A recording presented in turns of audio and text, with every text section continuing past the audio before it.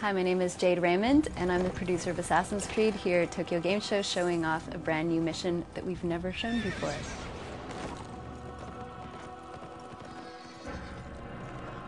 From the start, we worked with one historian who dug up all of this really hard to find reference material, like plans of all of the cities, the layout of the land at the time, how people dressed, the types of weapons that were available, as much info we could find about the actual assassins as possible.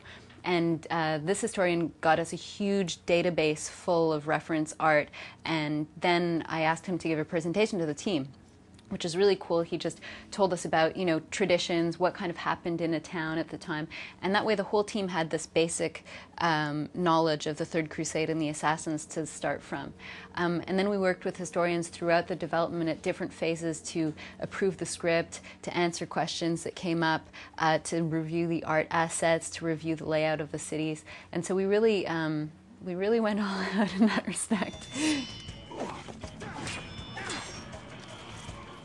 Your goal here is to track down and assassinate William de Montferrat. William is an actual historical figure that died in the year 1191, not necessarily by assassins, but we don't know that. And we want to play on that. Basically, he's talking to Richard at the beginning, and you get the whole setup for who he is and why you want to assassinate him. Basically, he's trying to take over the city while Richard, the Lionheart, is out of town kind of doing his business, and he's a corrupt leader. And so that justifies why you're trying to assassinate him. He's one of the bad guys making the Third Crusade, making basically the population suffer and profiting from the Third Crusade. There's a whole bunch of stuff that we haven't shown yet as far as gameplay, which is the whole investigation portion. So usually to get to this point, we start off this demo when you're already in front of where William is. But when you enter a city the size of Acre, you don't necessarily know where your target is, you don't know much about him, you don't know much about the strategy. And there's a whole portion of the gameplay that's investigation, eavesdropping on people, pickpocketing information, maybe roughing some guys up, doing other side missions until you get enough knowledge to figure out where your target is. We start this demo off thinking you've already done that.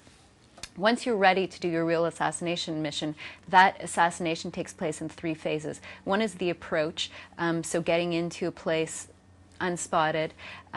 Next, there's the split moment of assassination, really planning how you're going to do that, sneaking up behind your target without having his guards or him or other people notice that you're there.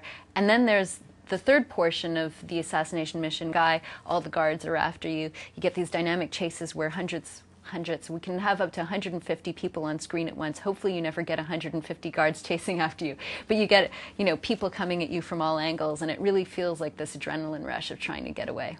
What Christophe just played is a pretty stealthy way of approaching, because he used kind of the upper layers, and then you only have to deal with the archers. A nicer way of playing may be staying on the ground and blending with the crowd to not be noticed. That involves killing less people, but there's also an even more action-packed way of going in, which is going on the ground level and, full force, just getting into a fight and taking on all the guys, because he could have, been discovered from the get-go. It doesn't mean the mission has failed, but then he would have had to kill a bunch of the guys to even get past them, to get to the point where he can then assassinate William. And that's maybe a harder way to play. As far as the people back at the office, a lot of them are testers, so they have to play it all the different ways. But for me personally, that's one of the things I'm having the most fun with, is even though I've been, testing these missions for a long time and I play them multiple times a week, I still have fun because I can experiment with okay, this time I'm going to see if I can, go this way and still get it done. So I think that's what keeps the experience fresh.